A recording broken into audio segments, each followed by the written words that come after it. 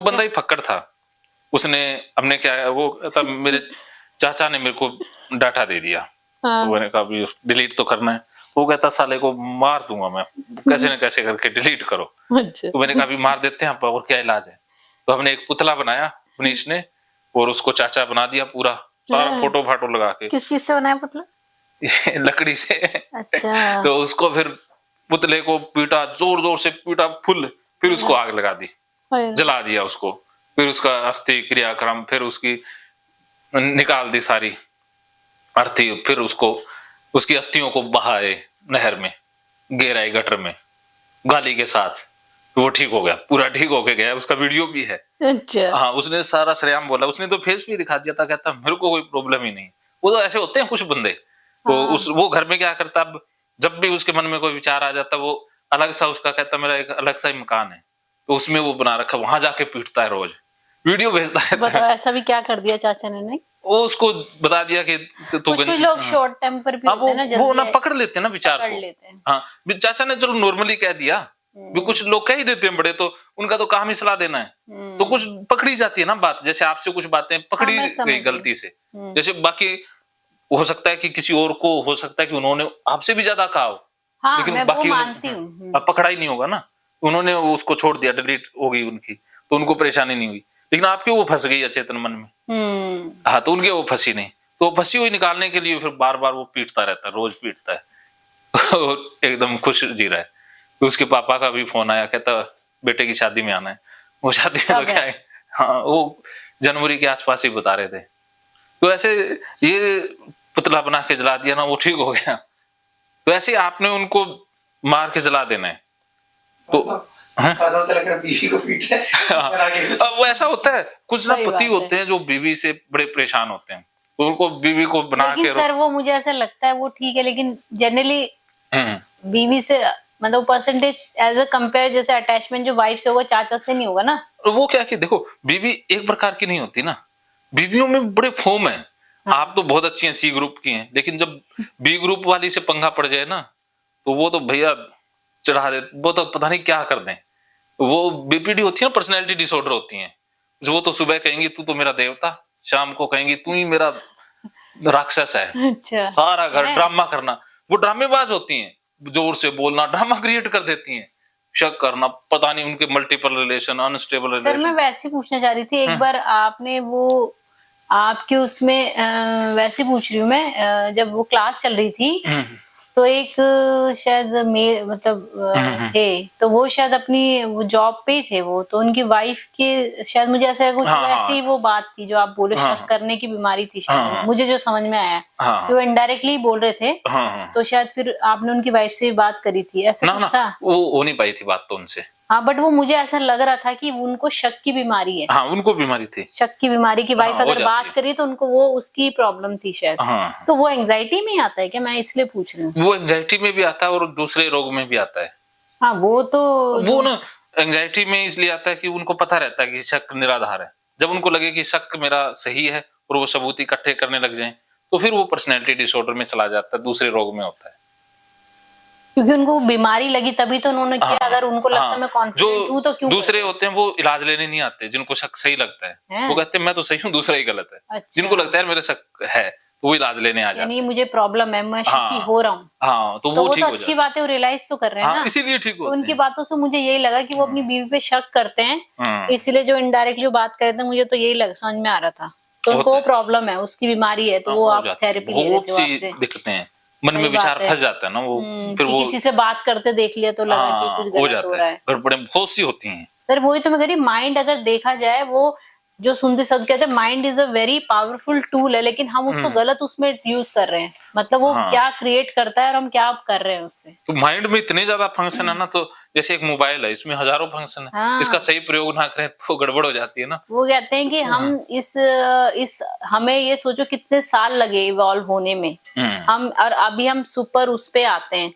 हम मतलब जानवर और हमें क्या फर्क है कि वो अपना ब्रेन यूज नहीं करते, हम करते, लेकिन हम सही उसमें है ही नहीं, इसलिए हम परेशान है। ये तो हम तो मोस्ट इवॉल्व्ड या डेवलप्ड स्पीशीज में आते हैं ना। हमने वो कह रहे कि हमें तो अच्छी जिंदगी जीनी है। हाँ, तो कह रहे माइंड को हम अच्छा यूज ही नहीं कर रहे, इसलिए हम परेशान है। और हाँ। जो ये इंसान, ये एक पावरफुल टूल है। एक तो इमेजिनेशन और एक आपका ब्रेन, माइंड। इमेजिनेशन से तो आप क्या कर सकते हैं ना, अब इतनी टेक्नोलॉजी, क्या सोच सोच के इमेजिन करके ही तो है। हाँ। तो कह रहे आप चाहो तो आप क्या कर सकते हो, लेकिन आप उसको गलत ले रहे हो, तब आप मेंटली परेशान हो। बिल्कुल यही सही है। मतलब माइंड इज वेरी मैजिकल और पावरफुल टूल है, जिसको फैकल्टी बोलता है बेसिकली वो। तो उसको आप गलत उसमें यूज कर रहे हो, ऐसा ही है ना। अब वो यूज करना आता तो नहीं। वही तो मैं कह रही सर, मैं भी अपना ब्रेन यूज करूँ तो मैं भी तो क्या कर दूं, मैं तो वो इसीलिए तो कर सकते ठीक हो, होना जा रही हूँ। आप कर सकते हो, जब सब आपका कर सकते तो मैं इरादा क्यों भी नहीं कर नेक है। सकती। हाँ, हाँ, तो हो जाएगा। अब देखो एक रास्ता मिलने की, मेरे को ये लगता है जब सब कर रहे तो मैं क्यों नहीं कर सकती, मुझे कर भी तो सकते करना है ना, मैं कम थोड़ी ना हूँ। बस वो वाला थॉट आता है। कोई आपको पता ना ये विचार ही है, हाँ। वो रियलिटी तो है नहीं। हाँ, बस वही मुझे किल हाँ, करना है तो उसको, विचार अपना क्या बिगाड़ लेगा। थॉट को किल करना है हाँ, मुझे। तो विचार अपना क्या बिगाड़ लेगा, आने दो साले को। हाँ सर। क्या कर लेगा वो, आके रह जाएगा ना। तो सर ये 2 थेरेपी बताइए, और क्या है इसमें।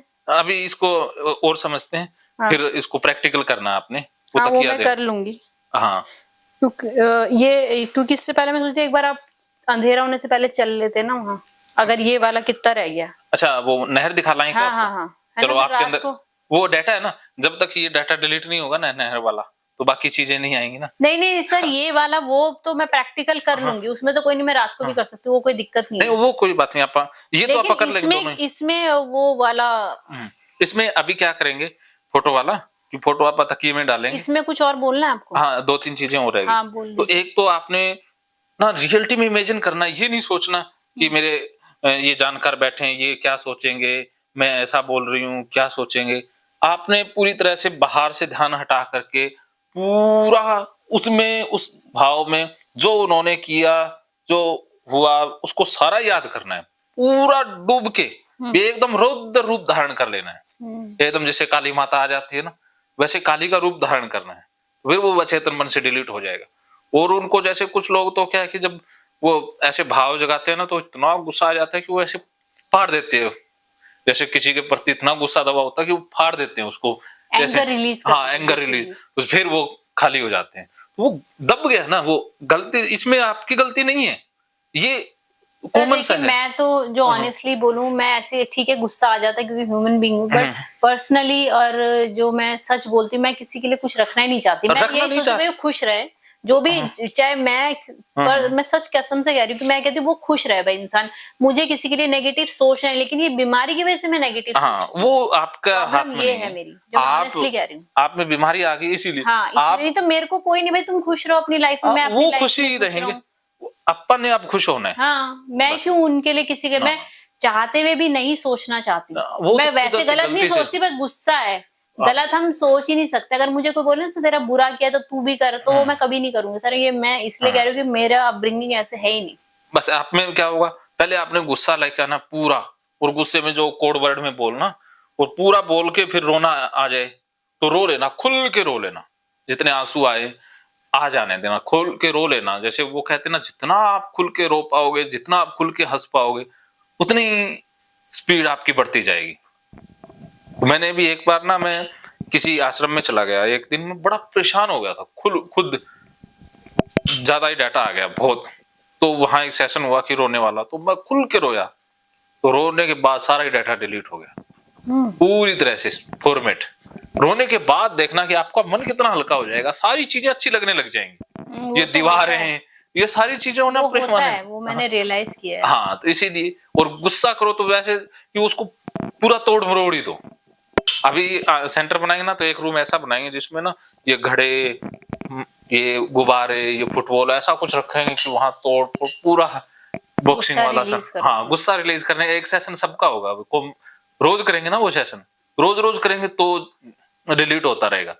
जैसे आप घर की सफाई रोज करते हैं ना, इस मन की सफाई कभी करते हैं की नहीं ना, तो वर्षों से कचरा दबा हुआ है, तो उसको भी तो साफ करना है ना।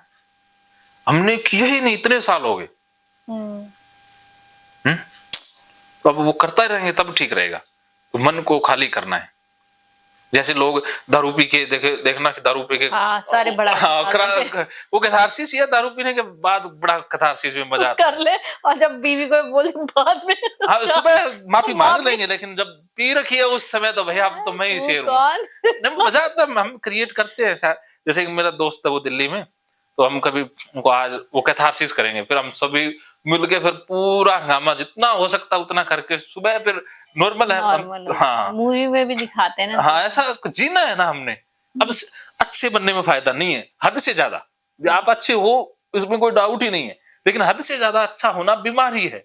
ये बीमारी युधिष्ठिर को भी बोलती हूँ, ठीक है मैं ये कहती हूँ कि हर इंसान परफेक्ट नहीं होता, मैं भी नहीं, बट शायद मैं सर वही है कि इस वजह से परेशान रहती हूँ ज्यादा। आप थोड़ी सी बुरी बन जाओ। नहीं वैसे बुरी तो हूँ मैं, ऐसा नहीं सर, ऐसे नहीं कि कोई मुझे वो बात तो अलग है सर कि अगर थप्पड़ मारेगा थोड़ा ना मैं गाल दे दूँ, वो नहीं होता। ठीक है भैया मुझे उससे वो नहीं करना, क्योंकि आप बाहर वैसे रिएक्ट नहीं करते जैसे आप घर पे करते हो। घर पे तो आपको सोचना है भाई रिलेशन है जो भी है, लेकिन बाहर आपको कोई थप्पड़ मारेगा तो ऑलरेडी आप रोकोगे ना उसको, ठीक है ना। वो बात मैं ये नहीं कह रही कि खराब हूं या अच्छी, बात वो नहीं है। बात है कि वही जैसे इग्नोरेंस वो करना वो थोड़ा मेरे को, अब मैं नहीं करती इग्नोर, पहले करती तो वो इसलिए मुझे प्रॉब्लम हो गया। हाँ वो हो गया, दब गया ना। हाँ दब गया, हाँ दबा हुआ, उसको डिलीट कर देना पूरा, उसको गुस्से से रिलीज करना है, पीटना जोर जोर से। एक बाहर से नहीं सोचना कि कौन सोचेगा, मेरे को क्या कहेगा कि ये देखो क्या कर रही है।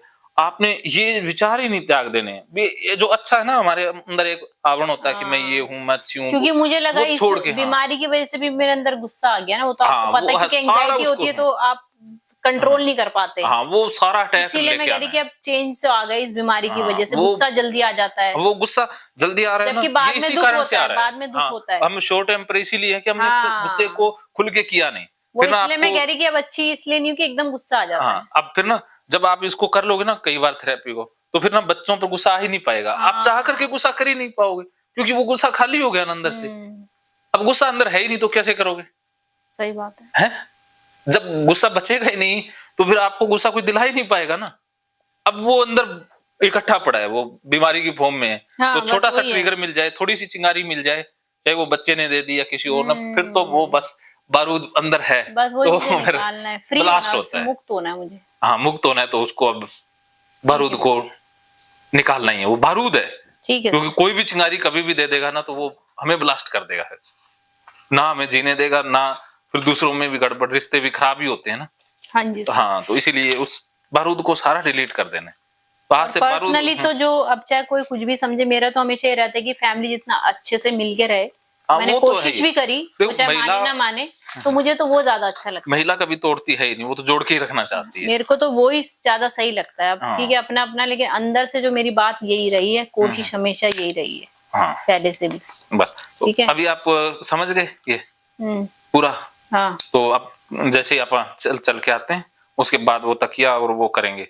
फिर अगर अगली बार आओगे ना, जब पापा वो करेंगे पुतलों वाला, नहीं तो आप घर पे भी एक बार नहीं सर देखिए, इतना मेरा वो नहीं कि मैं किसी को कुछ बोलूं। ठीक है एंगर है कि भाई ठीक है ऐसे नहीं है जो भी है, बट वो मैं डिसेंट वे में ही करना चाहूंगी। अब जैसे भी करो आप उसमें वो मतलब ये प्रॉब्लम सॉल्व होनी चाहिए, क्योंकि मैं उसकी नहीं हूँ कि भाई मैं इसमें क्या उतना जलाऊं उतना वो मैं नहीं करूंगी। आप जितना भी करो उसमें रिकॉर्डिंग वगैरह सारा बंद कर देंगे। नहीं वो ठीक है, कोई बात नहीं। बात ये है कि मेरे को लगता है कि वो चीज अगर मैं खुल के जो भी आप बोले भी ऐसे नहीं ऐसे, वो उसमें ही हो जाएगा। मुझे उस लेवल पे जाने की जरूरत हो जाएगा ना, तो इसको बार बार कर लेना, घर पे भी एक दो बार कर लेना। और मैं तो कहता हूँ पंकज जी और आप दोनों मिलके भी कर दिया करो।